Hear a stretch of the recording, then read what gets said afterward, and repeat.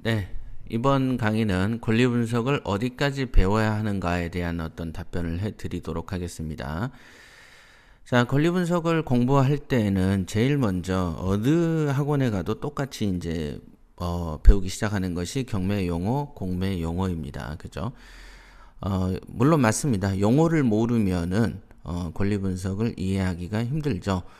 무엇보다도 우리가 이제 그 영어를 공부할 때도 보통 명사를 먼저 배우기 시작하죠. 그죠? 책상이면 데스크, 학생이면 스튜던트 이런 식으로 어떤 명사를 먼저 습득하죠.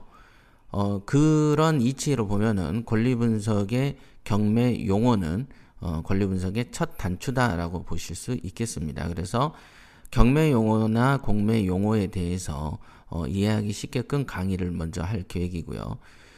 용어를 마스터하게 되면은 그 다음에 이제 선택되는 것이 이제 경매와 공매와 관련되어 있는 여러 가지 법률들이 있습니다. 근데 사실은 이제 그 영어도 보면은 생활 영어 따로 있고 일반적인 토익 영어, 토플 영어가 따로 있지 않습니까? 또는 무역을 하게 되면 무역 실무 영어가 따로 있습니다. 같은 언어인데 그러죠. 우리 한국 사람들도 그렇죠. 같은 한국말인데 우리가 이제 건축을 하게 되면 건축 용어 따로 있고 법을 공부하게 되면 법률 용어가 또 따로 있고 의사가 되면 의사의 용어가 따로 있습니다. 그죠? 스포츠를 하게 되면 스포츠에서 주로 쓰이는 영어들과 표현들이 따로 있지 않습니까?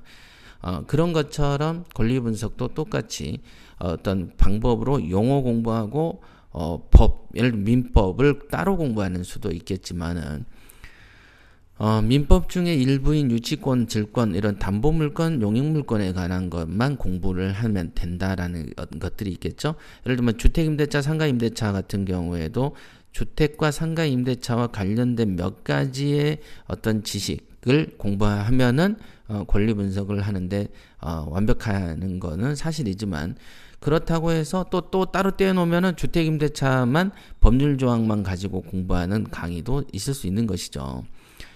그래서 우선은 권리 분석이라는 것의 기술을 배운다는 방점 하에서 법률을 공부할 필요성이 있습니다. 그 연후에 나중에 주택임대차 보호법 특강 해가지고 그 법을 하나하나 해부를 하는 그런 식의 특강은 별도로 키광장 옥션에서 만들 계획이고요. 그래서 우선은 관련 법률 조항들을 공부를 하면서 전체적인 법률 조항이 아니고 관련 법률 조항만 공부하는 방식으로 권리 분석을 이끌어 나갈 계획입니다. 물론 이제 또 권리 분석을 공부할 때는 꼭 필요한 것은 관련 판례도 있는데요. 우리 그렇죠. 경매의 권리 분석을 공부를 쭉 시키다가 또 판례를 또 들고 나오고 어떻게 하고 이렇게 되면은 어떻게 되냐면은 약간 혼란스럽다고 해야 되나요? 약간 혼란스러운 부분도 없지 않아 있기 때문에 판례를 간간히 소개할 수는 있으나 판례는 판례 쪽에서 모아가지고 팟캐스트를 따로 이렇게 만들어 놨습니다. 그래서 판례 완전 정복이 따로 있습니다. 그거는 그거대로 천천히 해 나가도록 하겠습니다. 그래서 권리 분석은 어디까지 배워야 되냐? 당연히 용어 기본이고 관련 법률의 조항을 가지고 공부하다 보면은 여러분들이 불안증이 없어지게 됩니다. 그리고 관련 판례도 몇 가지를 소개하면서 해 나가도록 하겠습니다. 그 다음에 이제 권리 분석의 실전 훈련은 키광장 옥션의 사이트를 보면서 몇 가지에 대해서 실전 훈련을 할 수도 있겠습니다. 물론 권리 분석 사이트를 가지고 공부하는 방식은 여러분들에게 이게 이제 별도의 강의가 될 가능성이 있어 보입니다. 권리 분석은 어디까지 배워야 되느냐, 그리고 권리 분석과 경매 투자의 성공의 상관성은 어떤 거냐, 이게 되게 궁금해 하시는 분들이 많은데요. 권리 분석은 실질적으로 그 유치권이다 그러면 유치권을 예로 들어보면은 유치권의 법률 조항만 많이 설명하면서 이 법률 조항의 어떤 다양한 표현들을 실전에서 어떻게 사용되는가에 대한 설명을 해드리면 여러분들이 완벽하게 알게 되는 그런 게 있습니다. 그래서 유치권 강의가 대부분 보면은 법률 강의에 어떤 중점을 주지 않습니다. 통상 법정지상권 같은 경우에도 법률 위주로 강의하지 않습니다. 통상은. 그러나 법률 위주로 공부를 하시다 보면 자신감이 더 붙게 되어 있습니다. 법률과 판례 중심, 그 다음에 사례 중심, 이런 형태로 공부를 하다 보면은 여러분들이 머리가 쏙쏙 들어오면서 권리 분석에 자신감을 얻게 될 것입니다. 그러면 권리 분석하고 경매 투자의 상관성은 어떻게 봐야 되냐면요. 경매 투자를 하는 영역은 여러분들이 공부하는 거랑 굉장히 거리가 멉니다. 사실상 남이다라고 보실 수 있어요. 여러분들이 하나의 물건을 권리 분석하는 데는 1분 내외지만은 그 이후에 벌어지는 일들이 뭡니까? 현장 조사하셔야 되겠죠? 그 다음에 시세 조사해야 됩니다. 그 다음에 여기 예를 들면 수리비가 얼마나 들지를 알아서 수리하는 곳에 대한 비용과 견적도 낼 줄도 알아야 됩니다. 그 다음에 낙찰이 되면 법원에 가서 입찰서를 작성하는 법도 알아야 되는 것이고, 얼마를 써야 될지 모를 때 내가 가진 투자금과 이 물건이 가지고 있는 가치, 이 양자 간에서 고민을 하면서 금액을 결정하는 이 법도 좀 배우셔야 되고, 그 다음에 이제 그 낙찰이 된 다음에 잔금을 내는 과정도 배우는 내용에 속해 있겠죠. 그 다음에 명도하는 어떤 요령도 배워야 되는데, 어찌됐든 이런 모든 거를 우리가 실전이라고 표현을 한다면은 경매 투자에 있어서 실제로 이 모든 과정에서 실제 투자와 관련된 과정에서는 권리 분석이 언급되지 않잖아요. 지금 표현만 들어봐도. 권리 분석은 경매 정보 사이트를 처음 봤을 때 이 물건이 괜찮나 안 괜찮나, 하자가 있나 없나, 즉 법적으로 하자가 있나 없나를 보는 그 짧은 순간에 필요한 어떤 영역이기 때문에 권리 분석과 경매 투자의 상관성을 예로 들어라 그러면 관계는 이때 밀접한 관계는 없다. 즉 권리 분석을 아무리 잘한다고 해도 경매 투자가 성공적으로 끝나지는 않는다.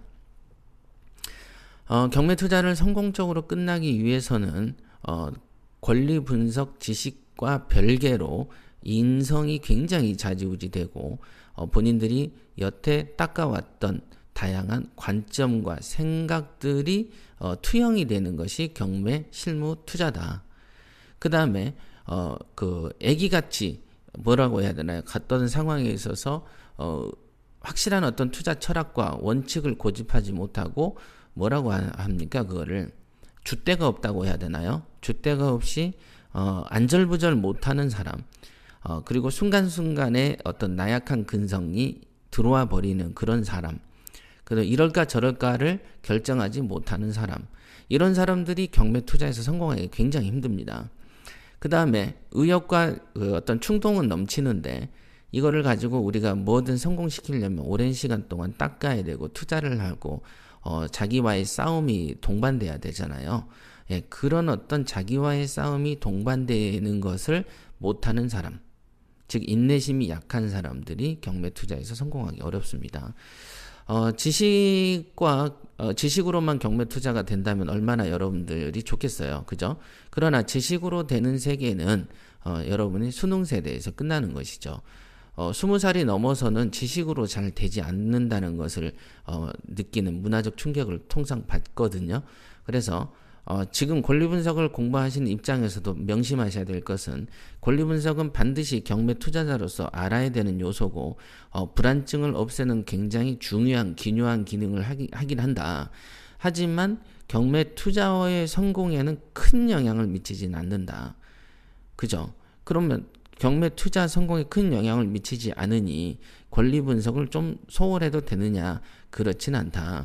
물론 이제 저 같은 사람들을 여러분들이 옆에 두고 궁금할 때 물을 수 있는 사람이 있다면 아무래도 그 분야에는 힘을 좀 빼면 되죠.